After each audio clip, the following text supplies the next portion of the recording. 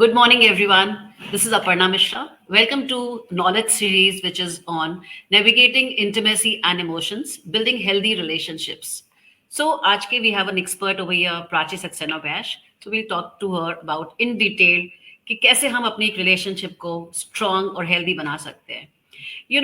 बीच में जैसे हमने काफी देखा कि आज से 15 साल पहले और 20 साल पहले एक जो रिलेशनशिप्स होती थी उसमें जो फीमेल होती थी वो या तो कॉम्प्रोमाइज करती थी या एक्सेप्ट कर लेती थी. कभी क्रिप करती भी होगी तो अपनी क्लोज फैमिली में, बट बहुत वोकल नहीं थी. बट आज के टाइम में अगर हम देखते हैं तो जैसे जैसे हमारा एक्सपोजर बढ़ता जा रहा है वैसे ही हम बहुत वोकल भी होते जा रहे हैं. हमारा सक्सेस भी बढ़ रही है, हम एजुकेटेड भी हो रहे हैं एंड हम बहुत चीजें चाहने भी लगे एक लाइफ से, एक अपने पार्टनर से, एक कपल में, एक अपने पार्टनर से, एक अपनी फ्रेंड से. बहुत चीजें चाहते हैं कि हम एक्सपेक्टेशंस भी हमारे बढ़ रहे हैं and now everybody both the partners want to give each other good space now. I think मुझे लगता है कि वो तो हम डिस्कस करेंगे अभी आगे, बट जो मुझे फील होता है कि जैसे जैसे एक विमेन का सक्सेस ग्राफ बढ़ता जा रहा है उसी तरह उसका मेंटल हेल्थ का ग्राफ भी बढ़ता जा रहा है. We have a expert here who will talk about this. Good morning, Prachi. You're mute. Good morning, Aparna. And good morning, everyone who's watching us. Yeah. So, Prachi, before we start, let me introduce everybody about your good credentials, like what you're doing, amazing work you're doing. So, yes, Prachi Saxena Vash is a licensed clinical psychologist and psychotherapist. She's a co-founder of the Emotional Wellness Initiative, which is an online platform which is on psychological and emotional well-being services. She has been practicing psychologist for the last more than 18 years, and her areas of specialty are couples, relationships, intimacy, and recovery from trauma of emotional abuse. She has also worked closely with the Indian Air Force as a mental health expert for 12 years on issues of domestic violence, suicide prevention, and productivity enhancement. She has also appeared as an expert on various platforms like Femina, Better Homes, Gardens and Child, websites like Twinkle Khanna's tweakindia.com, and several podcasts. I think आपसे ज्यादा और कौन expert हो सकता है. You got so much of things which you have actually done. Prachi, इसी से शुरू करते हैं कि ये जो डिफरेंस आ रहा है एक्सपोजर की वजह से कुछ नुकसान भी हो रहा है. So how do we really balance it and what are your views on that? So I agree with what you're saying कि जैसे जैसे टाइम्स चेंज हो रहे हैं वैसे वैसे हमारा परसेप्शन टुवर्ड्स रिलेशनशिप्स भी चेंज हो रहा है. और आई थिंक कई लोगों का ऐसे मानना होता है कि विमेन की एजुकेशन और करियर की वजह से they are more dissatisfied in relationships now and all of that. But honestly उसकी जो रियलिटी है अंडरनीथ वो ये है कि पहले का जो जेंडर रोल्स का जो एक ढांचा था हमारी सोसाइटी में, जहाँ पे in a husband wife relationship the man needed to just be the provider and she needed to take care of the home. Obviously वो gender roles अब blur होने लग गए हैं. अब people are doing each other's job as well. So अब क्या हो गया है कि women have started to also realize कि for their partners just being a provider is not enough. Now they also want emotional fulfilment. पहले I think उनको space ही नहीं होता था कि वो अपने इमोशंस के बारे में सोचें या उसको उसके बारे में थोड़ा ध्यान दें कि अच्छा मुझे ये भी चाहिए. Whatever they were given they use to make themselves content with that even if they were not happy. But I think आज के जमाने में इनफैक्ट ये दोनों पार्टनर्स के लिए जरूरी हो गया है कि एक दूसरे के लिए वो इमोशनल फुलफिलमेंट प्रोवाइड कर सके, तभी एक रिलेशनशिप पूरी तरीके से कंप्लीट महसूस होती है. अदरवाइज जो बेसिक्स हैं लाइफ के, like earning a good livelihood और living in a good space, ये तो आजकल हर कोई अपने लिए कर ही लेता है. At the end of the day आप अचीव कर ही लेते हो, बट एक इमोशनल फुलफिलमेंट के लिए आपको पार्टनर चाहिए होता है. And I think both genders are now expecting that from their partners, and I guess that is why we are seeing this more now. Like it काफी प्रोनाउंस्ड हो गया है ये. हाँ, काफी ज्यादा, बिकॉज पहले टाइम में हमें मेंटल हेल्थ के बारे में पता ही नहीं होता था. अब इतना मेंटल हेल्थ के बारे में हो गया है. Now people have become very vocal in the sense now they are approaching also. बीच में कुछ साल पहले इट वाज अ टैबू, लोग जाते नहीं थे, बोलते अरे हमें कोई प्रॉब्लम नहीं है, हम ठीक है. But now people are really they genuinely want that इसको ठीक करें, अपनी रिलेशनशिप्स को इंप्रूव करें. सो आई थिंक बिल्कुल. लोगों के पास पढ़ने के लिए भी अब मटेरियल है ना, तो they are exposed to information, तो उनको पता भी चलता है कि अच्छा अगर मुझे ऐसा लग रहा है तो ये ठीक नहीं है, ये अनहेल्दी है. हाँ. Right. So इसी में like we have got very good questions around that only because it is something very important. And मैं सबको बताना चाहूंगी कि विमेन शाइन में इस मंथ मार्च मंथ में हमने पूरा विमेन्स डे पे ही फोकस किया है, only on women basically, though it's a women magazine, but March में काफी विमेन ओरिएंटेड चीजें काफी हम ला रहे हैं. Every day we are coming up with articles. हमारा एडिशन भी विमेन शाइन एडिशन रहा है on a women's day. Then also we are coming up, we have done few lives, we'll be sharing few videos as well, and कुछ हमारी knowledge series भी आ रही हैं. So पूरा मंथ हमारा एक मार्च मंथ विमेन्स मंथ रहा है, women's day You're month doing रहा है. amazing work with your magazine. I think जिस तरीके से आपने अपनी magazine को structure किया है, it's extremely women centric, and I think it's very very important. Thank you so much. That's what we are trying to do. I hope we are able to success, I'm get sure you success. will. Yeah. So let's start with first question. कि जैसे intimacy तो हम सब जानते हैं मतलब क्या होता है इंटीमेसी का, but then in context of relationship क्या इंटीमेसी होती है and why it is important to build healthy relation connections. So this is actually a great question because जब हम इंटीमेसी वर्ड सुनते हैं तो नॉर्मली लोगों का ध्यान सबसे पहले फिजिकल इंटीमेसी की तरफ जाता है. हाँ, right. People think that intimacy is about how well you are able to be sexual with each other. But actually, the concept of intimacy is not about sexual relationship. It is about creating a relationship जहाँ पे connection है, जहाँ पे safety है, जहाँ पे there is an assurance of being seen and heard. आपके अंदर एक विश्वास है कि आप जैसे हैं और जो बोलना चाहते हैं आप वैसे ही समझे जाएंगे by your partner. You will not be misunderstood. You will be acknowledged and you will be validated. And true intimacy is the freedom to be vulnerable in a relationship and to be our authentic selves. Actually देखा जाए तो intimacy का मतलब ये है, अगर ये आप अचीव कर लेते हो तो आपके सारे जो इंटीमेसी के सब लेवल्स हैं जैसे intellectual intimacy, physical intimacy, emotional intimacy, वो सब अपने आप कवर हो जाता है. ओके. सो जैसे कहते हैं कि कम्युनिकेशन जो होता है बहुत इंपॉर्टेंट होता है एक हेल्दी रिलेशनशिप्स को बनाने के लिए. So can you share some tips for effective communication to enhance intimacy? Sure. Actually communication तो मेरे हिसाब से हर सिचुएशन में it is the fundamental aspect that we have to look at. और जब हम कम्युनिकेशन की बात करते हैं तो there are two things which everybody should keep in mind. One is assertive communication. Assertive communication का मतलब होता है आप एक इस तरीके से अपने पार्टनर के साथ कम्युनिकेट कर पाए जो कि आपकी राइट्स और नीड्स को भी सामने रखता हो और उनकी राइट्स और नीड्स को भी रिस्पेक्ट करता हो. तो एक तरीका इस तरीके से बात करने का कि आप रिस्पेक्टफुली एक दूसरे से बात कर पाए. So assertive communication is the first pillar of good communication. Second pillar of good communication is willingness to cooperate.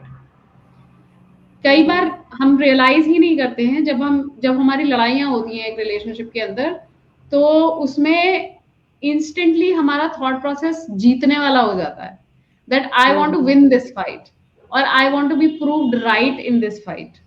And it feels like as if until our partner will not recognize कि you are right तब तक वो हम I'm not going to feel right about it. ये एक बहुत detrimental चीज है बिकॉज जब आपकी लड़ाई हो रही है in a relationship it is clearly coming up from an issue about the relationship. और उस रिलेशनशिप में दो लोग हैं, it is not just one person. तो you can't have a win और लूज बिकॉज आप तो दोनों सेम ही टीम पे हो. इट इज नॉट आप अपोजिंग टीम्स में खेल रहे हो और विनिंग और लूजिंग अपोजिंग टीम्स में होता है. So the willingness to cooperate is very very important that even if you are entering a fight और an argument you are able to communicate in a way that always keeps in mind the long term vision that we have to arrive at a resolution together. This is something that is to do with the relationship. It is not an individual thing. Even if it is affecting you as an individual, at the end of the day आप क्या चाह रहे हो? आप यही चाह रहे हो कि पार्टनर से आपका कम्युनिकेशन बढ़ जाए, आपका कनेक्शन बेटर हो जाए. So essentially it is about making your team stronger.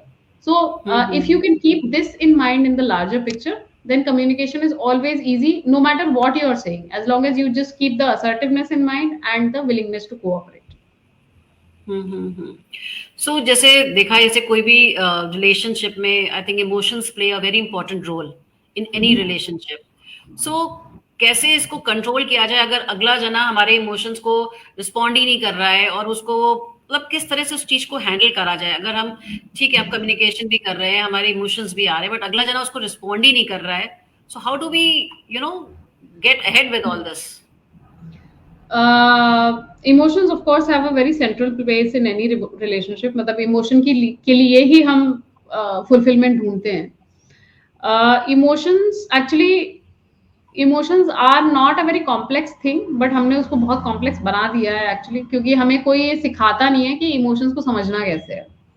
School colleges में किसी भी करिकुलम में इसकी बात नहीं होती है, और जब तक आप थेरेपी में नहीं आते हो तब तक आपको पता ही नहीं चलता कि अच्छा इमोशंस भी इतनी इंपॉर्टेंट चीज है जिसको आप हाँ. लॉजिकली समझ सकते हो, आप अंडरस्टैंड कर सकते हो.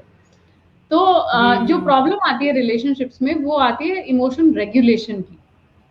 कि हम्म. अगर my partner is saying something जो मुझे नहीं अच्छा लग रहा है, तो मेरे अंदर कुछ इमोशंस उमड़ रहे हैं जो मैं रेगुलेट ही नहीं कर पा रही हूँ, मैं कंट्रोल ही नहीं कर पा रही हूँ. ठीक है, अब वो चाहे गुस्से के फॉर्म में बाहर निकले, चाहे वो आंसुओं के फॉर्म में बाहर निकले, लेकिन उस वक्त क्या हो गया कि I am not able to keep my logical mind in place and I am just getting overwhelmed by those emotions. तो जब ऐसा होता है, और ये हमारी बायोलॉजिकल स्ट्रक्चर भी है, ये बहुत कम लोग जानते हैं कि हमारा एक इमोशनल ब्रेन होता है और एक रैशनल ब्रेन होता है, और एवोल्यूशन की वजह से ये डिजाइन ही ऐसा है कि जब एक ब्रेन एक्टिव होगा तो दूसरा वाला ऑफलाइन होता है.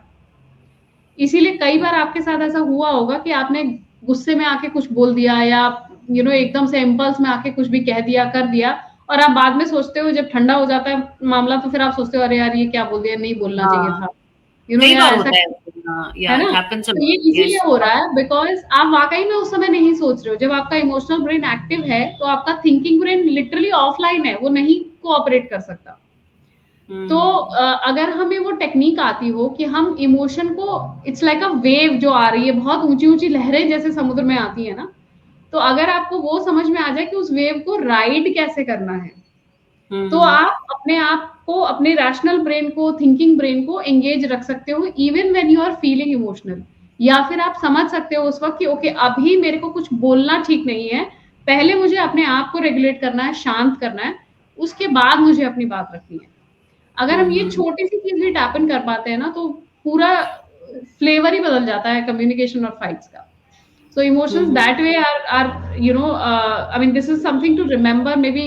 मतलब obviously मेरे लिए 2 मिनट में ये बताना बहुत मुश्किल है कि आप exactly कैसे कर सकते हो, but I would like people to remember this कि just आप ये ही याद रख लो कि आपके literally आपके अंदर 2 ब्रेन्स हैं, और दोनों ब्रेन्स एक साथ काम नहीं करते हैं, एक टाइम पे एक ही काम करता है.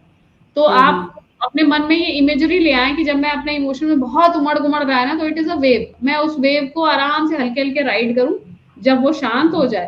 क्योंकि जब आप बीच पे होते हो, जस्ट इमेजिन एक बहुत बड़ी जब लहर आती है, तो उसको वापस भेजने के लिए आपको कुछ करना थोड़ी होता है, आपको सिर्फ पैर गड़ा लेने होते हैं जमीन में. तो आप या आराम से पैर पीछे हट गड़ा जाना लेते होता है, या हाँ, पीछे हट वो जाना अपने होता आप चली जाएगी. जब वो चली है. जाएगी फिर आप आप अपनी बात आगे कंटिन्यू कर सकते हो. लेकिन पता है ये बहुत डिफिकल्ट होता है कहना. मतलब जब आपके पास कुछ इमोशंस आते हैं, गुस्सा आता है, कुछ आता है, तो फ्लेक्स ऑफ सेकंड, मतलब इट्स हाँ, just flash of second, you don't even yes, because your कि ब्रेन इज आप. Working on an instinct. आपके यस. दिमाग को लग रहा है कि ये थ्रेट है और मुझे इस हाँ. थ्रेट को तुरंत अटैक करना है. लेकिन हमें ये समझना होगा कि ये जो मैकेनिज्म हमारे दिमाग में है ना, ये जब हम जंगलों में रहते थे तब बहुत बढ़िया काम करता था. आजकल की लाइफ में ये नहीं काम करता है क्योंकि दिमाग तो वैसे ही ऑपरेट कर रहा है जैसे हम जंगल में करते थे. लेकिन अब हमारे पास सिविलाइज सिचुएशन है जहां हम नहीं भाग सकते, या हम मार थोड़ी देंगे अपने पार्टनर को.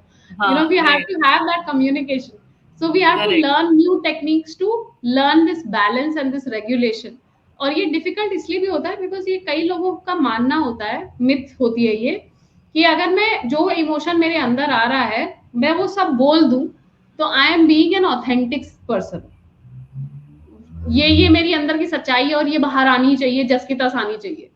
बट ये एक्चुअली सच नहीं होता, क्योंकि जब आप इमोशन में कुछ बोलते हो ना, तो लाइक आई सेड आपका थिंकिंग ब्रेन काम ही नहीं कर रहा होता है. तो हर इमोशन का अपना अपना अपना फंक्शन है.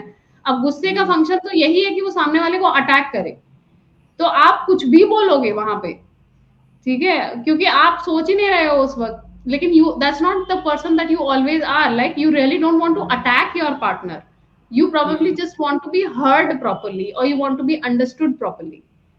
तो अगर आप अटैक कर रहे हो तो वो आपका ऑथेंटिक सेल्फ कैसे है, वो फिर आपका इमोशनल सेल्फ है. तो ये कॉमन मिथ भी इस चीज में बहुत इंटरफियर करती है. हमें लगता है इमोशन में नहीं बोल रही तो I am suppressing my true self. No, that's not true. Right. So you must be getting such cases off and on, on these kind of things. All the time. So just share some case study कैसे आपने उसको resolve किया, because I think ये ठीक है, हमने सुन लिया, आपने बताया कि हमें ये करना चाहिए, but then जब कुछ होता है तो हमें कुछ याद नहीं रहता कि हमने क्या सुना, क्या पढ़ा, हम एकदम से रिएक्ट कर जाते हैं. So how do we stop such things? मतलब कैसे हम कंट्रोल करें कि हमें ये नहीं करना चाहिए इस तरह से, because ये बहुत हार्म करता है रिलेशनशिप्स को. ऑफ कोर्स बिल्कुल करता है, बहुत डैमेजिंग होता है, क्योंकि मुंह से निकली हुई एक बार बात चली गई तो फिर वो वापस तो नहीं आएगी और उसने अपना डैमेज कर दिया. राइट. तो मेरा तो ऑनेस्टली इसका स्टैंडर्ड आंसर हमेशा थेरेपी रहता है. Because not because I think मतलब therapy is suppose to be sold to people, but I definitely feel that people don't realize that you can use therapy for your personal growth and enrichment to a large extent. कई लोगों का ये मानना है कि therapy सिर्फ एक treatment method होता है. जब आपको कोई बीमारी है, आपको कोई साइकोलॉजिकल इलनेस है, कोई परेशानी है, तब आप थेरेपी के लिए जाइए. बट ऐसा सच है नहीं. थेरेपी अपने आप में एक टूल है जिसको आप अपने आप को एक बेहतर वर्जन बनाने के लिए कॉन्स्टेंटली यूज कर सकते हो. So if you can actually find a good therapist, मैंने जैसा कि बोला कि इमोशनल रेगुलेशन हमें स्कूल कॉलेज में कोई सिखाता नहीं है. This is a basic life skill, और ना सिर्फ रिलेशनशिप्स में, बट ये हमको हर जगह काम आती है. कितने लोगों के साथ ऐसा होता है कि वर्क प्लेस पे आप किसी मतलब कुछ बात हो गई और आप उस इमोशन को रेगुलेट नहीं कर पा रहे हो, आपने इम्पल्स में आके नौकरी छोड़ दी. हाँ, बहुत होता है ये. फिर आप परेशान होते रहो, अरे यार क्या कर दिया ये वो अलग. तो वहां पे भी ये चीज काम आती है. अपने पेरेंट्स के साथ जो आपकी रिलेशनशिप है वहां पे ये चीज काम आती है. आपके बच्चों के साथ जो आपकी रिलेशनशिप है वहां. तो ये बेसिक लाइफ स्किल है. अब ये बेसिक लाइफ स्किल सीखने के लिए आपके अंदर बीमारी होना कोई जरूरी थोड़ी है. आप थेरेपिस्ट के पास जा सकते हो और आप बोल सकते हो कि यार मुझे अपने इमोशंस को बेहतर रेगुलेट करना सीखना है, या assertive communication. You can learn this skill as a proper technique. The therapist can teach you कि जब हम बात करने जाते हैं तो उसके ये पिलर्स होते हैं, इसको आप ऐसे ऐसे करके इस सिचुएशन में ऐसे अप्रोच कर सकते हो. So my answer to this always is that find a good therapist and try and create that wonderfully safe space for yourself which is only your space. और वो थेरेपिस्ट यूनिकली आपके साथ काम करेगा. आप दुनिया भर के ब्लॉग्स पढ़ सकते हो, आप मैगजीन्स पढ़ सकते हो, चीजें पढ़ सकते हो, एंड उसमें से आपको टिप्स भी मिल जाएंगे. लेकिन आपको कैसे पता कि वो जो एक जनरल चीज लिखी गई है वो आपके ऊपर भी अप्लाई होती है या नहीं होती है. क्योंकि आपका जो इमोशनल रिस्पॉन्स करने का तरीका है वो कितनी सारी चीजों से बना हुआ है. आपने अपने पेरेंट्स के रिलेशनशिप में क्या देखा, किस तरह के चाइल्डहुड में आपकी आपकी ग्रोइंग अप हुई, कैसा एनवायरनमेंट था, आपने अपनी लाइफ में क्या क्या झेला, वो सारी चीजें इम्पैक्ट कर जाती हैं. तो आपको जो भी सीखना है वो आपके लिए यूनिकली बनना बहुत जरूरी है. बट अदर देन दैट, मतलब आई नो कि हर कोई शायद थेरेपी एक्सप्लोर नहीं कर सकता है. तो अदर देन दैट मेरे हिसाब से every day, this is the simplest thing you can do. Every day take out 1 hour and just sit with your thoughts. उनसे भागने की जरूरत नहीं है, उनको हमेशा ये सॉल्व करने की जरूरत नहीं है. Just try and get into the habit of observing yourself. कि मैं क्या सोच रही हूँ, उसको एनालाइज या जज नहीं करना है कि मैं ऐसा सोच रही हूँ लेकिन ऐसा है लेकिन वैसा है, वहां नहीं. Just get into that habit of sitting with yourself just quietly for 1 hour. ना कोई फोन हो आपके पास, ना कोई दुनिया भर का न्यूज चल रही है, कभी कुछ चल रहा है. हमारे पास इतना इंफॉर्मेशन बॉम्बार्डमेंट है कि हम टाइम कहते तो हैं हम कि अपने लिए मी टाइम ले रहे हैं, लेकिन उस मी टाइम में भी हम कुछ ना कुछ कंज्यूम ही करते रहते हैं. So that, and if you are not able to do this initially, then you can start journaling. Journaling is a wonderful tool. आप बैठ के अपने एक डायरी बनाएं, अपनी प्राइवेट डायरी रखें, कोई ना पढ़े उसको, और उसमें जो भी मन में आ रहा है आप निकाल दें पेपर पे. क्योंकि इससे क्या होता है, मन तो हल्का होता ही है. दूसरा क्या है, साइंटिफिकली स्पीकिंग, जब आप लिखते हो तो आप अपने ब्रेन के थिंकिंग ब्रेन को एंगेज करते हो. वो कनेक्शन ही वैसा बना हुआ है. तो कई चीजें होंगी जो उस समय, फिर आप जो इमोशनल चीजें होंगी ना, आप उनको एक लॉजिकल तरीके से प्रोसेस कर पाओगे जब आप उसको लिखोगे. तो कई लोगों के साथ ऐसा होता है कि जब वो कुछ हो जाती है कहानी, फिर उसके बाद वो आके उसको लिखते हैं, फिर उनको एकदम से क्लिक कर जाता है, अच्छा मुझे यहाँ पे ये करना चाहिए. So journaling is also a fantastic tool to use in your day-to-day life. Yeah, that's a good idea. In fact, what I'll do, I'll share your email ID. You can just share your email ID also over here, so people can reach out to you directly as well if they have any issues. Absolutely. So I can share my also like, website. yeah, please you can mention there in the chat box. Also like Prachi, like जैसे ये होता है कि are there any boundaries for intimacy? कुछ ऐसा है कि healthy, unhealthy. So what are these like exact? कैसे कर सकते हैं इनको? How do we I'm set so these? glad that you are talking about this because हम generally boundaries की बात ही नहीं करते हैं when it comes to relationships, because लोगों को लगता है कि boundary means दीवार, कि बाउंड्री खड़ी कर दी मतलब दीवार खड़ी कर दी, आप इसके पार नहीं आ सकते. हाँ पर ये मैं हाँ. हमेशा कहती हूँ कि boundaries are not walls, they are actually doors. जब आप एक घर बनाते हो तो उसमें दरवाजा किस लिए लगाते हो? इसलिए थोड़ी लगाते हो कि आज के बाद इस घर में कोई आएगा नहीं. आप इसलिए लगाते हो क्योंकि एक इनहेरेंट एक बेसिक वो बन जाती है कि कितने बजे इस घर में आना ठीक है, कौन आ सकता है, कौन नहीं आ सकता है. अब ये थोड़ी कि रात में 4 बजे कोई घंटी बजा दे रहा है. सबको फिर Right. अंदाजा हो जाता है कि भाई ठीक है, इनके घर मिलने जाना तो इस टाइम पे मिलने जाना है. हाँ. इवन घर के हर कमरे में दरवाजे होते हैं. क्यों? क्योंकि आपकी कोई अगर बेस्ट फ्रेंड है, चाइल्डहुड बेस्ट फ्रेंड है, वो आपके बेडरूम तक भी आ सकती है. लेकिन अगर कोई बेसिक अक्वेंटेंस है तो वो आपके ड्राइंग रूम में बैठेंगे. In the same way, this is exactly what boundaries are. Boundaries are doors in your life that you put to decide how somebody should treat you. और बाउंड्री एक बहुत important aspect होता है अपने self का. सो जब आप एक बाउंड्री सेट करते हो, आप अपने पार्टनर को ये समझाने की कोशिश करते हो कि how to love me, how do I want to be loved, और what how is it that I want to be treated by you. So, for example, if someone says to their partner, कि यार, I would really appreciate it if you drop me a text whenever you are getting late from work. ठीक है. अब ये जो इंसान बोल रहा है वो हो सकता है उनके मन में कुछ एंजाइटी होती है, उनका दिल घबराता हो, लेट आ रहे हैं, नहीं पता है कहाँ चले गए, फोन नहीं आया, फोन नहीं लग रहा, 100 चीजें आ सकती हैं. और ये अगेन ये पीछे का भी कुछ हो सकता है आपकी जिंदगी में कुछ अनएक्सपेक्टेड हो गया हो जिसकी वजह से आप डरते हो. तो आपका पार्टनर इस चीज को रिस्पेक्ट कर पाए और ये ना सोचे कि यार ये मेरे को कंट्रोल करने की कोशिश करे, ये क्या हर बार मैसेज करना है. But it is a boundary I am setting. I am saying appreciate me, appreciate the fact that I care about you and I would really like it. आप सिर्फ एक मैसेज मुझे ड्रॉप कर दो ताकि मुझे एंजाइटी ना हो. So this is also a boundary because you're teaching your partner how to make you feel safe. So going back to your question, boundaries are absolutely essential in a relationship. Healthy boundaries जो होती हैं वो ऐसे communicate होती हैं जहां आप एक क्लियर शब्दों में आप उनको बताते हो कि मुझे क्या नीड है और आप इस नीड को कैसे फुलफिल कर सकते हो. जो अनहेल्दी बाउंड्रीज होती हैं वो या तो जिसको हम बोलते हैं साइकोलॉजिकली एनमेशमेंट बोलते हैं, कि अगर दो लोग इतना ज्यादा एक दूसरे के अंदर जुड़ गए हैं कि उनको पता ही नहीं चल रहा है कि मैं कहाँ शुरू और आप कहाँ शुरू.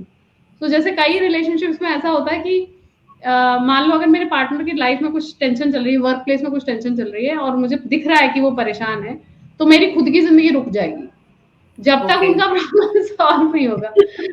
मैं खुद भी उसमें ही लगी हुई हूँ और मैं पीछे कंटिन्यूअसली लगी हूँ. तुम ठीक हो ना, सब ठीक है ना, तुम बोल क्यों नहीं रहे हो, बात क्यों नहीं कर रहे हो. या अब मुझे पता है कि वो मुझसे नहीं नाराज है, लेकिन इसको इन्वेस्टमेंट बोलते हैं कि आप अपने आप को उससे जुदा नहीं कर पा रहे हो, उस प्रॉब्लम से अलग नहीं कर पा रहे हो.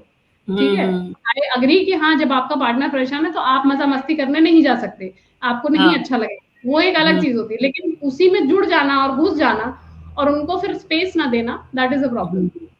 सो ये अनहेल्दी बाउंड्री होती है. इन्वेस्टमेंट एक प्रॉब्लम होती है. और दूसरा अनहेल्दी बाउंड्री का प्रॉब्लम होता है कि कई बार लोग धमकी को बाउंड्री सेटिंग समझ लेते हैं. If you don't do this I will do this. ठीक है.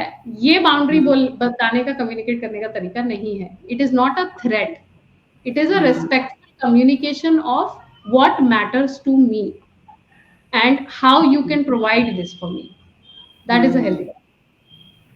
इनफैक्ट होता क्या है, लाइक किसान ने बताया ना कि टेक्स्ट भेज दो, कितने बजे लेट आ रहे हो, क्या है. बट कभी कभी क्या होता है, too much of this thing is also become very toxic. उसको लगता है the other person, the other gender can feel it बहुत too much हो रहा है, मतलब I need some space यार, पीछे क्यों पड़े हो मेरे, या why, मतलब मैं आ जाऊंगी, मैं लेट है ठीक है, कभी कभी बता दे, but not all the time, मतलब एक रिचुअल की तरह नहीं होना चाहिए ये भी चीजें। तो कभी हाँ, कभी और ये रिचुअल वाली बात तब आ जाती है ना जब सामने से एक प्रेशर क्रिएट होता है। हाँ, वरना तो ऑब्वियसली मैं खुद भी चाहूंगी कि यार मैं कम्युनिकेट अपने मन से करूं कि हाँ मैं कहाँ हूँ हम्म और कब तक आ जाऊंगी। बट वो जब हम्म एक ऑब्लिगेशन की तरह हो जाता है तो फिर वो हाँ, प्रॉब्लम होने लगती है, वो कंट्रोल हो जाता है फिर। और एक चीज और भी आती है कि लाइक बहुत, मतलब I think it's a very thin line between independence and closeness. So how can we yes, make a healthy balance between these two things? Again a really good question, क्योंकि every human relationship, specially a romantic one, is a constant dance between autonomy, that is independence, and intimacy, which is connection. तो हम constantly इस चीज की struggle में लगे रहते हैं, क्योंकि हमें वो भी चाहिए और हमें वो भी चाहिए, हमें दोनों चीजें चाहिए। तो right. How to maintain that balance? हमेशा याद रखें कि the moment you get into a relationship, whether it is a love relationship or a marriage, from that moment on you will have two simultaneous identities that you will have to carry. One is that of yourself as an individual, and the other is one half of a couple. और आपको दोनों identities को nourish करना होगा। अगर दो किसी में भी नरिशमेंट में प्रॉब्लम आएगी तो वो फिर दूसरे एरिया पे भी रिफ्लेक्ट करेगा और प्रॉब्लम्स क्रिएट करेगा। So, for example, if I am somebody who likes to, who once in a week likes to go to a coffee shop for an hour and sit and read and have a coffee, लेकिन अब मेरी शादी हो गई तो अब मुझे continuously ये लगता है कि यार मैं अकेले जाऊंगी तो ये पता नहीं क्या सोचेंगे, ठीक है, अजीब सा लगेगा। फिर लोग भी मेरे को पूछेंगे कि यार अब तो तुम्हारे पास पार्टनर है, अब क्यों अकेली आती हो, ठीक है। तो अब मैं मान लो वो छोड़ दिया करना, अब वो मेरे लिए बहुत इंपॉर्टेंट स्पेस थी जहां मुझे अपने लिए कुछ करना अच्छा लगता था। अब वो अगर मैंने छोड़ दिया तो कहीं ना कहीं मेरे अंदर फ्रस्ट्रेशन बिल्डअप होगा, और वो फ्रस्ट्रेशन फिर किस पे निकलेगा? रिलेशनशिप पे निकलेगा, ठीक है। In the same way, if I am too much into my self and I am like कि नहीं भाई मेरे को तो हमेशा इंडिपेंडेंस चाहिए होता है, मैं बहुत इंडिपेंडेंट इंसान हूँ, मेरे से कोई उम्मीदें मत रखना, तो ये भी नहीं हो सकता, बिकॉज आप फिर रिलेशनशिप में क्यों, फिर आप अकेले ही रहो, हाँ, ठीक है। बिल्कुल तो सही। वो भी एक बैलेंस बनाना जरूरी होता है कि जहाँ पे आप कनेक्टेड फील करो लेकिन हाँ। घुटन ना फील करो, राइट। तो इसके लिए सेल्फ वर्क बहुत जरूरी है। Self work in the sense कि having that clarity that what are the things that are important to me as an individual, and what are the things that are important to me as one half of a relationship, and creating time for both.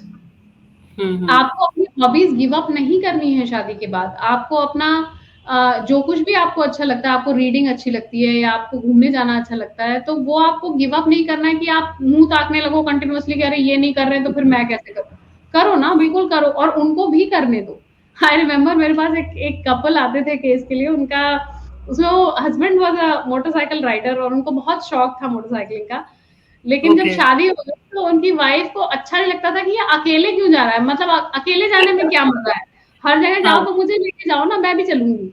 लेकिन हाँ, उसको अकेले जाना भी अच्छा, ऐसा नहीं था कि उनको वाइफ की कंपनी नहीं अच्छी लगती थी, लेकिन उनको अकेले हाँ, जाना भी अच्छा लगा।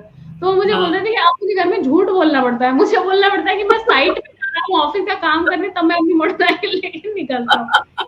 अब कल को यही बात सामने आ जाएगी तो she will feel bad, obviously she will feel bad, correct, हाँ, ही झूठ फील क्यों बोल बैड, रहे हैं। Yes.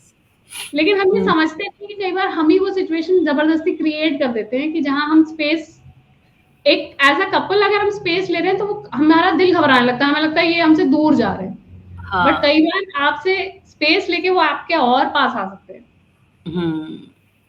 I think too much of everything is bad, you know, बहुत ज्यादा वो Absolutely. भी नहीं करना चाहिए, तो उससे भी फिर वो डिस्टेंसेस बढ़ जाते हैं रिलेशनशिप बिल्कुल में। बिल्कुल। सो इसी में अगर हम देखें तो like what are the science that you know that show that there is a the people are lacking intimacy in the relationships, तो कैसे पता चलता है और हम इसको कैसे एड्रेस कर सकते हैं, मतलब how can we build? I think जो अभी आपने बताया they are the steps, but then hmm मुझे लगता है कि कहीं ना कहीं या तो सिचुएशनल होना चाहिए चीजें, जो you know hmm it's not that every rule doesn't apply to everyone, तो then we need to really see कैसे पता चलेगा हमें कि हमारी इंटीमेसी में डिफरेंसेस आ रहे हैं, how do we, you know, कैसे होगा ये चीजें? कुछ साइंस होते हैं जहाँ पे ये समझ में, जहाँ अगर वो हो रहा है तो आपको समझ लेना चाहिए कि इंटीमेसी में गैप आ रहा है। एकदम से इंटीमेसी ओवरनाइट ब्रेक नहीं होती है, पहले हल्के-हल्के गैप्स आने शुरू होते हैं और अगर हम उन गैप्स पे ध्यान ना दें तो फिर वो और बढ़ता जाता है। कुछ साइंस होते हैं, एक साइन होता है कि अगर आपको, जब आपका पार्टनर घर पे नहीं है तो आपको बड़ा रिलीफ महसूस हो रहा है, ठीक है? कि अरे वाह! चलो अब आराम, ठीक है? दैट मीन्स कहीं न कहीं कनेक्शन में गैप हो गया है, कि आपको उनके बिना ज़्यादा अच्छा लग रहा है। This is a little different from what I said of previously of Yeah, taking your own time. This is like correct. कि आप you know the person is going and then you are feeling good about it कि हाँ भैया जितना देर ना आए उतना अच्छा। ठीक है? Hmm. तो वो वहाँ दैट इज़ अ साइन कि कुछ है। जैसे कई लोगों से आप पूछने लगो ना तो वो बोलने लगते हैं कि काफ़ी टाइम, जैसे कुछ साल हो जाते हैं और प्रॉब्लम्स होती हैं, तो वो ये बोलने लगते हैं कि हाँ, व्हेन ही और she goes on a trip तो आई फील वेरी कंटेंट, मतलब मुझे बड़ी शांति महसूस, ऐसा कुछ नहीं है कि मैं कुछ और करती हूँ जो अलग से होता है, बट Hmm. अच्छा लगता है घर में हैविंग दैट स्पेस। तो या वो प्रॉब्ली इट्स अ साइन की कनेक्शन में गैप है। दूसरा, Hmm. अगर आपके पास you have run out of conversation, आपके पास बात करने के लिए कुछ नहीं बच गया है। Hmm. बहुत सारे कपल्स के साथ ऐसा होता है कि बच्चे होने के बाद उनके बीच में सिर्फ बच्चों के बारे में ही बात होती है और किसी चीज़ के बारे में बात नहीं होती। Right. और अगर अगर वो कोशिश भी करते हैं तो वो बड़ा अनकंफर्टेबल साइलेंस होता है। Hmm. मैंने जैसे कई लोगों को सुना है कि वो पढ़ लेते हैं ऑनलाइन कि you should go on date nights and all to maintain intimacy, पर वो कर तो लेते हैं, वो डेट नाइट में जाके भी चुपचाप ही बैठे रहते हैं, बिकॉज बच्चे की बात नहीं अगर हो रही तो फिर क्या ही बात करो है ना, कि आज स्कूल में ये हुआ वो हुआ, उसका ऐसा चल रहा है वैसे चल रहा है, इतनी आदत पड़ जाती है कि ये होता नहीं। और ये अगेन इसी वजह से जो हम पहले बात कर रहे थे कि अगर इंडिविजुअल वर्क इनफ नहीं हो रहा है तो आपकी इंडिविजुअल आइडेंटिटी कहीं ना कहीं खो गई है उसमें, तो फिर आप इसी बारे में बात कर सकते हो और किसी बात में बात नहीं कर सकते हो, राइट? तो वो Right. कॉन्वर्सेशन अगर ड्राई अप हो गया है आपके बीच में, अगर आपको लग रहा है कि आप बात ही नहीं कर पा रहे हो किसी एक्स्ट्रा, मतलब किसी नई चीज के बारे में, और इवन डिस्कशंस नहीं कर पा रहे हो, इंटेलेक्चुअल डिस्कशंस नहीं कर पा रहे हो। जैसे कई लोगों का होता है कि कुछ लोगों को करंट अफेयर्स में बहुत इंटरेस्ट होता है, पॉलिटिक्स में बहुत इंटरेस्ट होता है, तो कई जगह मैंने देखा है पार्टनर से अगर जैसे ही कुछ न्यूज में देखते देखते भी अगर कुछ रैंडम कमेंट करना, अरे तुमको तो दिन में बस यही करना है, अरे ठीक है ना, करो, राइट? शट डाउन नहीं करो, बिकॉज फिर उसके बाद वो कभी Right. नहीं बोलेंगे। Hmm. हैव दैट कॉन्वर्सेशन, अपना भी थोड़ा सा मेंटल एक्सरसाइज हो जाती है इसी बहाने। So this is a second sign कि अगर कॉन्वर्सेशंस ड्राई अप होने लगे। थर्ड साइन इज अगर साइलेंस अनकंफर्टेबल हो गया है, आप एक दूसरे के साथ चुपचाप कंफर्टेबली नहीं बैठ सकते। टीवी के सामने बैठे रहना एक अलग सिनेरियो है, ठीक है? आई एम सेइंग वो तो खैर सभी चुप हो जाते हैं, फिर तो पूरी फैमिली चुप हो जाती है, टीवी फिर सबकी अटेंशन ले लेता है। बट आई एम सेइंग अगर आप एक दूसरे के साथ बैठे हो, एंड ये उन लोगों के लिए मैं मतलब काफी स्पेशली हाईलाइट करना चाहूंगी जो डेटिंग से मैरिज की तरफ गए हैं। जब आप डेट करते थे तो आप याद करें, आप घंटों पार्क में या कहीं भी आसपास, you can just spend time with each other, it used to be so nice, Right. You know. But then if the silence has started getting uncomfortable, जहां आपको लगता है कि यार अब चुपचाप बैठना अजीब सा लग रहा है, या तो उठ के चले जाओ, और या फालतू की बात करके उस साइलेंस को भरो किसी किसी भी तरीके से, वो एक बहुत इंपॉर्टेंट साइन होता है कि कहीं ना कहीं गैप आ गया आपकी कनेक्शन में, जिसकी वजह से आप शांति से एक साथ बैठ नहीं पा रहे हो। And physical affection, loss of physical affection is another sign. I don't mean necessarily sex, but छोटी छोटी चीजें, हाथ पकड़ लेना, गले में हाथ डाल देना, एक बॉडी का कंफर्ट एक दूसरे के साथ Or a होना, casual hug for that matter, casual hug. I think if we were to ask a lot of people who have been married for 5 years, 10 years, a lot of them will say कि ये बिल्कुल गायब ही हो गया relationship में, उन्होंने ध्यान भी नहीं दिया है कि ये हो गया है। How many of us consciously hug our partners every single day? You know, or consciously go, if they are working we give them a back rub, or we just kind of spend some time with them in physical proximity.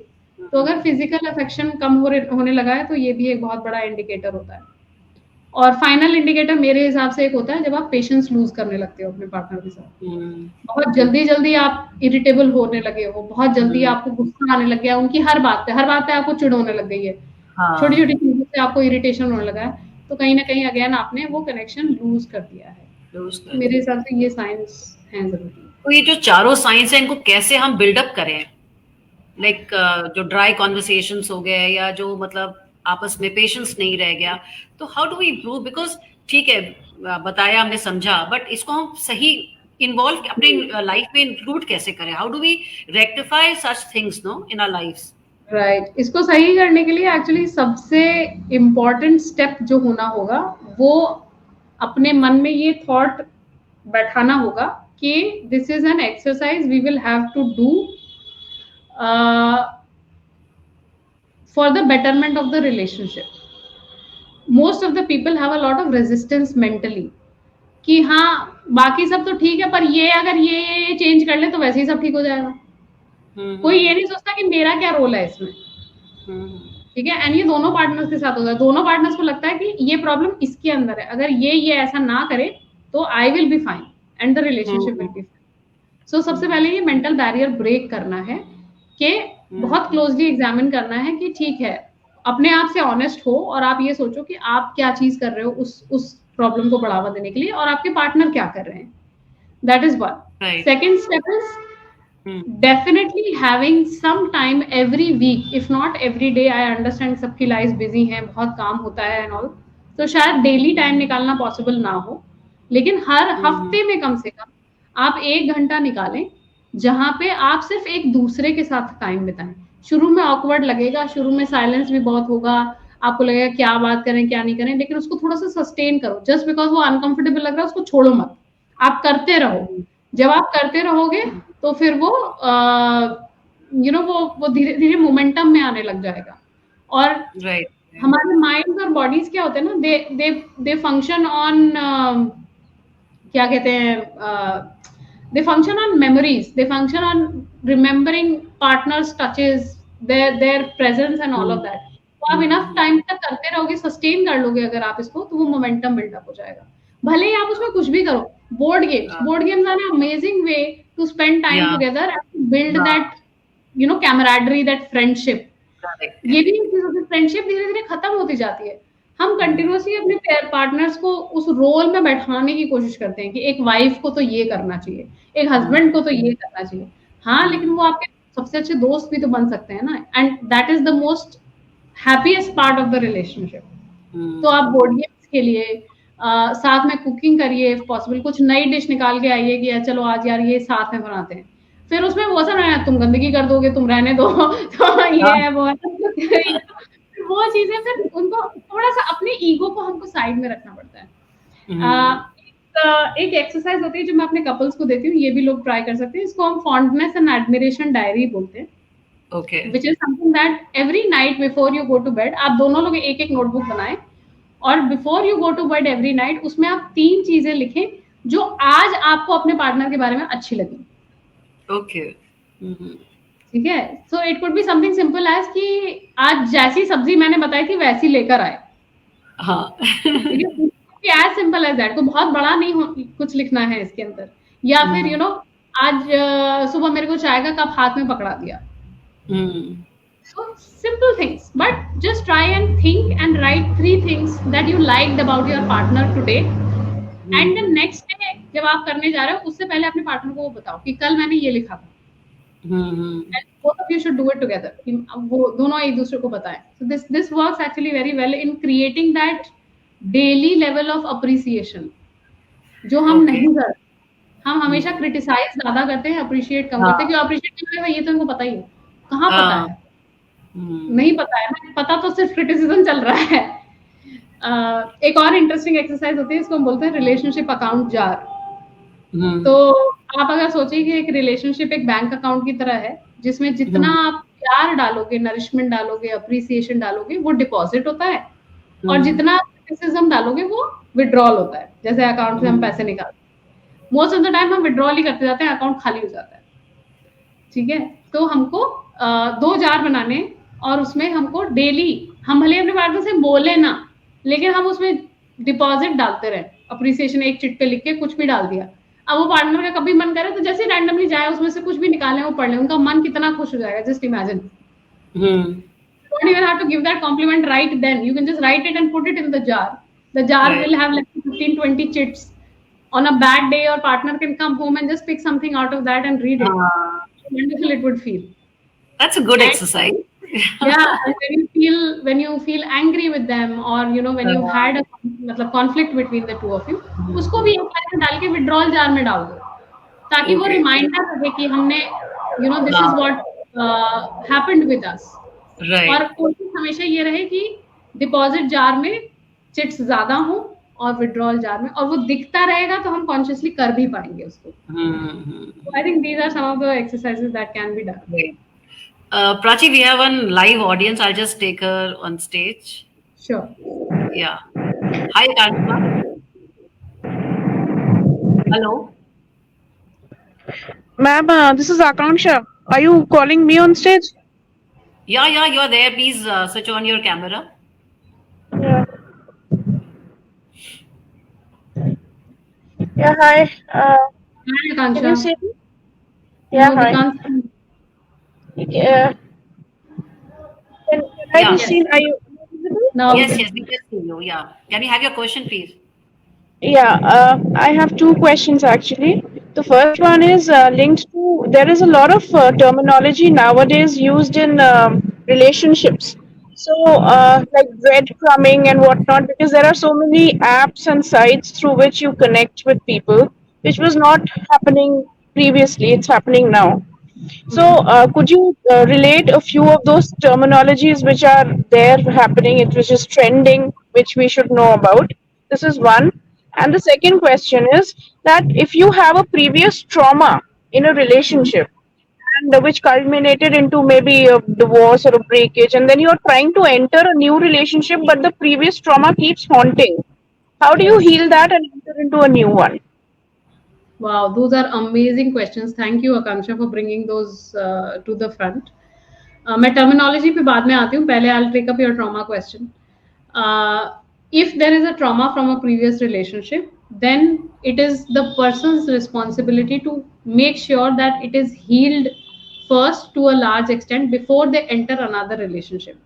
Because अगर आप वो heal नहीं करोगे तो आपको पता भी नहीं चलेगा कि how many patterns you are carrying from that trauma, which will feel like your intuition to you, or which will feel like your real emotional reaction to you, and it will end up making your next relationship also unsatisfactory. That is one reason. Second reason hota hai that it is very important to investigate what happened in the previous relationship, what went wrong.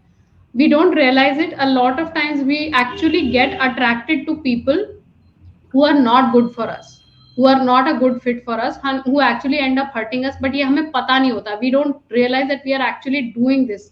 We are getting attracted to people who will hurt us. Like for example, जिनको emotional support average से ज़्यादा चाहिए होता है, those people are more likely to get attracted to emotionally unavailable people. और ये पूरे time होता रहता है. सो फिर लॉन्ग टर्म में आपको पता चलता है कि अरे फिर आप हर्ट हो जाते हो, and the relationship breaks and all. So it is extremely important to find out, one, what went wrong in the previous relationship, and two, whatever scars you may have. So you somebody could have entered an abusive relationship and caught off guard. उसमें उसकी कोई गलती नहीं है कि they ended up with an abuser, but उसके जो scars हैं, जो ट्रॉमा आपको हुई है, वो ट्रॉमा अपने आप में एक लॉन्ग टर्म साइकोलॉजिकल इंजरी होती है. It actually brings about real changes in your brain. So all of that has to be healed, because if it is not healed, you will also develop some filters of your own, जिसके through आप next relationship को continuously देखोगे. And sometimes even if the person is a genuine person, or they genuinely love you, you will be unable to receive that love for yourself because you're hurting so much. So that has to be healed. I will again, मैं फिर वही बोल रही हूँ कि it is every time someone comes out of a bad relationship, they must spend some time with a therapist just to allow for that pain to heal and to prepare the grounds for the next relationship, knowing, learning what are healthy relationship patterns, how to recognize them, मेरे particular personal क्या red flags हैं जो मुझे ध्यान रखना है, and then going into the next relationship so that you can show up as your best version, one, and two, you can recognize who is a healthy partner for you, so that you don't end up choosing someone again who will hurt you. So that is my response to the question that you asked. And as far as terminologies are concerned, you are right. Matlab, there are so many terms and definitions which have come up in the new dating scenario. Like, okay, अभी मुझे offhand तो बहुत ज़्यादा याद भी नहीं आ रहा है. There is ghosting, there is breadcrumbing. Ghosting तो everybody knows कि बात करते करते एकदम से off हो जाना, block कर देना, unmatch कर देना.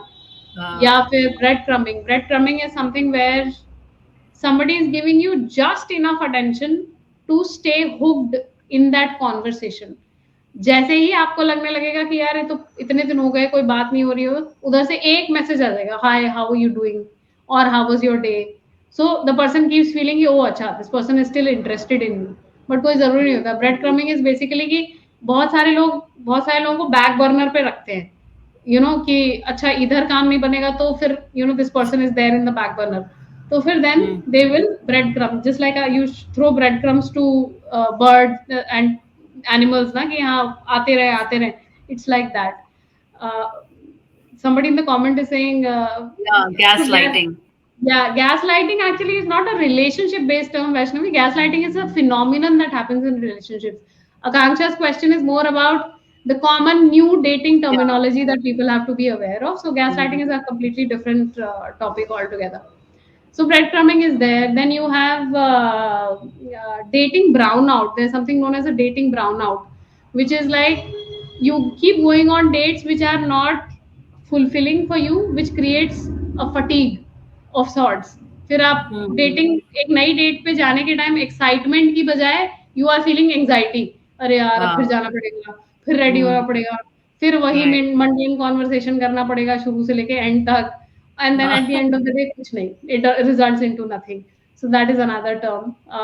Your question is interesting. I would think I will try and think about more terms and maybe come back to you later. But thanks, Akanksha. Thank you for asking these important questions. Thank you, Akanksha. Yeah. Okay. Ma'am, am I allowed to ask another one? Yes, please go ahead. Go ahead. You can ask as many questions you want. The thing is that Prachi, people like you right now are the most important, because I see that the society, particularly younger people, they try to hook up with little aged, like even 10 years gap nowadays seems to be, I don't know how ethical or moralistic is it. And then there's something with this long term relationship which never really, so people are just treating each other as options and then damaging each other in the process.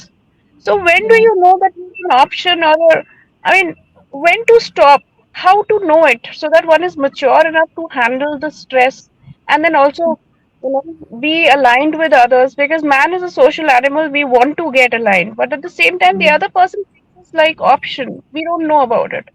So how does one deal with it? So the first part of your question, honestly, like the age gap thing is, I don't think it's a moral issue. I guess it's a personal choice for everyone. It depends on person to person. Some people uh, psychologically, without realizing, are looking for parental figures that gives them that sense of comfort and that sense of safety. So they might get attracted to someone much older than them. Again, it also depends on intellectual wavelength matching and all of that. So it's definitely not a moral issue. And whatever, there are so many successful relationships with 10-year, 15-year gaps between them who have survived and thrived. So that is, I guess, it's a personal choice. But your second part of your question, the being treated like an option, yes, it is happening a lot, and it is happening because we are literally spoiled by choice. Now the dating market has become a shopping market. You can just go on an app and you can start shopping for people and swipe left and right, and we don't take the time to actually consciously think about what it is that we want from the partner, and then we are just doing trial and error. I have a dating coaching program that I have designed which is called Mindful Dating, and again it is designed for people of all ages and all stages. If you are coming out of a relationship, you want to date for a second time, or if you are starting to date in your 20s and all that, so it's designed for that. And that program is exactly designed around first your self awareness, knowing your basic core needs, knowing your relationship blueprints, what is the blueprint that you are carrying, and also knowing your personal red flags and green flags. कि आपके लिए क्या best काम करेगा. And once you are armed with that knowledge, then if you step into the dating scenario, then you will reduce the trial and error going into this method. You will be able to actually save your time by only talking to people who are adding value to your dating process and not just anyone कि हाँ भाई चलो इतनी इतनी बात तो सबसे करनी है. आप इनिशियली ही पता लगा सकते हो. Another aspect of this is your values. What are your values? And when I say value, it doesn't mean moral values. It can be even fun can be a value, or independence can be a value. Financial independence, responsibility, accountability, all of these are values. So whatever are your core values, you have to look for a partner who matches those. और ये जो आपने बोला ना कि how do you know if you are an option in someone else's life and you may be attached to someone? Boundaries, what Aparna and I were discussing, that you have to have clear boundaries on, if I am treated like this, that space is not for me. I think Akansha is logged off. What she must be hearing. So that place is not for me, and taking that decision mindfully, consciously and in the right time, instead of waiting and watching कि अच्छा हो सकता है ये change हो जाए. क्यों change होगा? कोई चेंज नहीं हो रहा है. You have to take the time to or have the courage to admit कि यार this is not working for me and I don't want to waste any more time on this, and then moving forward. But of course this cannot be an impulsive reaction. पूरा evidence consider करके आपको you have to think about it कि how is it fitting with your life. So again, self work and self boundaries are very important to decide this. And I think when you are swiping right or swiping left on a dating app, you see the profile, you see everything. So first instant you can immediately judge whether out of 10, 3 or 4 are fine, or maybe 2 are fine, or maybe 1 is okay. So you need to really you need to judge yourself first. True. So very I think true. बिना उसके तो you can't just blindly सबको आप नहीं कर सकते हो. You need to judge yourself. बिल्कुल, absolutely. So एक मुझे एक और क्वेश्चन मिला था कि like some couple who's into like 45 years of marriage, now they want to know how we can keep that spark going in a relationship. चलो 40 साल हो गए, 45 साल हो गए, अब आगे जो बचे साल है उसमें हम कैसे स्पार्क बना के रखें? ये बड़ा कॉमन क्वेश्चन होता है. बट ये बहुत इम्पोर्टेंट क्वेश्चन भी होता है. हाँ, बड़ा इम्पोर्टेंट भी है इसलिए क्योंकि कहीं ना कहीं ये इतने सारे जो रिलेशनशिप बेस्ड आर्टिकल्स चले हैं ना, उन्होंने वो धारणा बनाती है, वो फ्रेज आ गया ना, रीकिंडल द स्पार्क. तो रीकिंडल द स्पार्क ने हमारे मन में कहीं ये बात बैठा दी है कि स्पार्क होता है और फिर वो बुझ जाता है. चला जाता है, फिर से कैसे उसको लेकर आए. बट ऐसा एक्चुअली है नहीं. ऐसा इसलिए नहीं है क्योंकि एक रिलेशनशिप के सेवरल स्टेजेस होते हैं. जब आप एक रिलेशनशिप में नए जाते हो तो उसमें बहुत सारे न सिर्फ साइकोलॉजिकल बट बायोलॉजिकल प्रोसेसेस भी इन्वॉल्व होते हैं. आपकी बॉडी सर्टेन केमिकल्स जनरेट करती है उस वक्त, ताकि आप एक दूसरे के साथ ज्यादा से ज्यादा टाइम बिताओ, ताकि आप एक दूसरे को समझ पाओ. अगेन ये एवोल्यूशन से ही आया है, क्योंकि पहले तो डेटिंग नहीं होती थी ना. जब हम लोग जंगल में रहते थे तो डेटिंग थोड़ी होती थी. तब तो it was more about procreation and propagating the species. So somebody had to have a worthy partner, and therefore this process is in place. ये process आज भी वैसे ही काम करता है, लेकिन अब हमारे पास 50,000 ऑप्शन है. ठीक है. तो अब जब हम किसी के साथ नए रिलेशनशिप में जाते हैं, हम वही सेम केमिकल रश फील करते हैं जो जिसमें हमें बड़ा मजा आता है. It feels really good.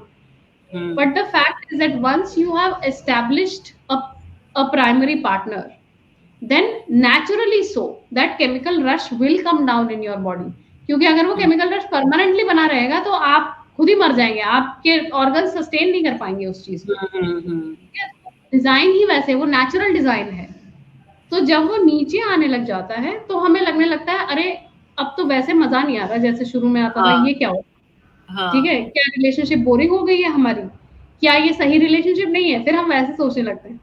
But we have to understand that it is a natural process. It will come down so that now you can focus on growing intimacy. पहला स्टेप होता है, नेचर चाहती है कि आप पहले फिजिकल क्लोजनेस एस्टैब्लिश करें, उसके बाद आप इमोशनल क्लोजनेस पे जाएं. So that is the stage to start looking at how are we stronger together.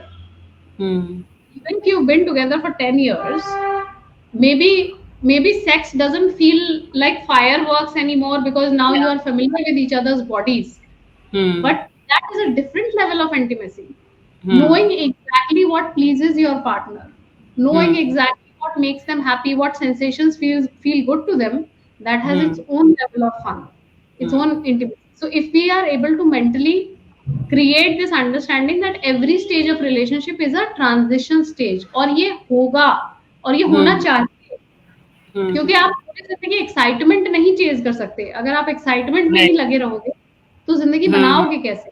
कल को आपके बच्चे होंगे, आपके लाइफ के नए नए इश्यूज आएंगे, उसके लिए आपको साथ में बैठ के कॉन्फ्लिक्ट रिजॉल्व करना पड़ेगा. एक्साइटमेंट में रहोगे तो कॉन्फ्लिक्ट कौन रिजॉल्व कर रहा है?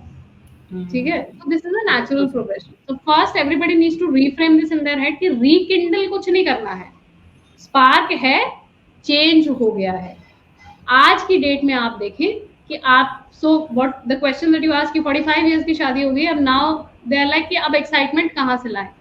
That can be a valid question कि how do we create current excitement in our relationship instead of thinking we can go back to those days. That cannot happen. You are different people than you were That's not 45 years ago. possible. Yeah. That's Right? not possible. So the best thing to do is take some time to now get to know each other in the now. That आज जो आप हो और आपके जो partner हैं वो 45 साल पहले कुछ और थे. और हम समवेयर फॉर ग्रांटेड लेने लग जाते हैं उस चीज को कि इस इंसान के साथ तुम्हारी जिंदगी बिताई है, मुझे तो पता ही है कि ये क्या सोचते हैं और क्या नहीं सोचते. तो ये जरूरी नहीं है. सो spend some time just asking the kind of questions you would have asked them in the beginning of the relationship.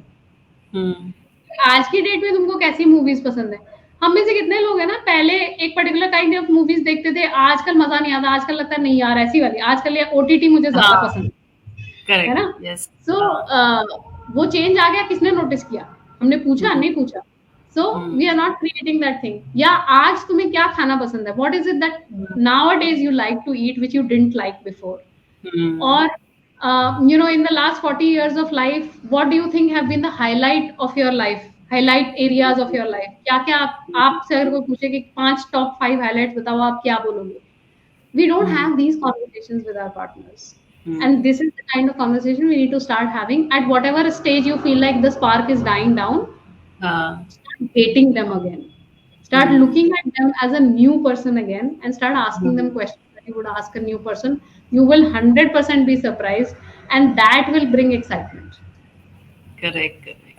Yeah, Kansha is there again. Let me just take her to the main stage. Yeah, Kansha, hi. I hope you got your answers. Yeah, I have. And you talked about healing.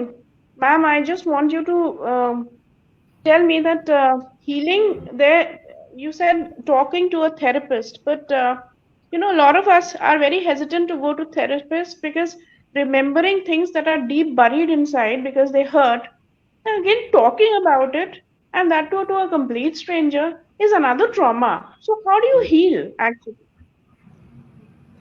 If your therapist is good, they will know how to create a safe environment around you that you can safely bring up those memories without getting re-traumatized. So it is not, and this can be actually a very good indicator for you to decide on a good therapist also. कि अगर वो therapist आपके लिए वो space नहीं create कर पा रहे, आप सिर्फ जा रहे हो और अपनी स्टोरी बता रहे हो और आप ट्रिगर हो रहे हो और वो थेरेपिस्ट कुछ नहीं कर रहे हैं, ठीक है, about that they are just like हाँ कर रहे हैं and all of that, that's a sign that they are not able to handle your trauma.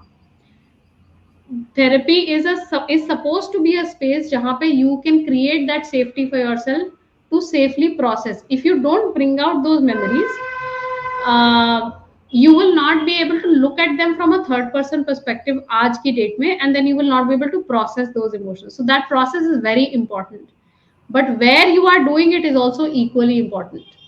There are a lot of people who are able to also process these things through things like mindfulness courses और योगा. तो हर एक के लिए अलग अलग चीजें काम करती हैं और हर चीज वैलिड होती है.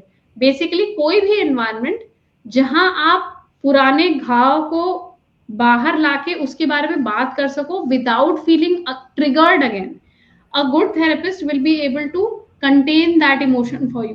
will be able to help you regulate in that. और यही तो processing है, वरना और क्या है processing? Healing का process यही होता है कि मुझे वही same emotions आ रहे हैं, लेकिन इस बार मेरे पास एक different response है, इस बार मेरे पास एक different अंडरस्टैंडिंग है उस चीज की, और मैं आज की डेट में उस इमोशन को, मेरा थेरेपिस्ट मुझे सिखा रहा है कि मुझे खुद उसको कैसे एम्पावरिंगली रेगुलेट करना है. That is the whole process. That's interesting. So Prachi, मैं तो बोलूंगी पहले please put in your email ID and any number you would like to give for people to reach out to you. It's really essential so that, you know, because now they have seen you talking, they know about it now. So I think they will not be hesitant in reaching out to you. So Yeah, please I'm do not it. seeing the chat window here, so I'll just probably put it through the live telecast that we are हाँ, doing. उसी पे आप दे दो, उसी पे कर दो आप. Do we have any more questions? Yeah, there were few people, but they haven't, logged in here. No worries. I'm sure they can watch this later. We have actually covered like a lot of areas and a lot of information. Everything. Yeah. And in fact, अगर if you talk about the key ingredients अगर required for building relationships, so अगर हम आपके, if you summarize your discussion, your session, so we'll take out those ingredients from this itself that they are required to build any relationship and all. Yeah. Right. So Absolutely. thank you, Prachi, for your time. It was lovely and very enlightening session. You know, great insights we got, and I'm sure people would reach out to you. And अगर ऐसे होता है ना, so I think this is a successful session if it happens like this. Agreed. Yeah. I'm sure if somebody can find value in this and they want to take more tools to make their relationship better, then I agree with you. It's definitely a success. So thank you so much for your time. Thank My you. pleasure. All right. Bye. Thanks. Bye.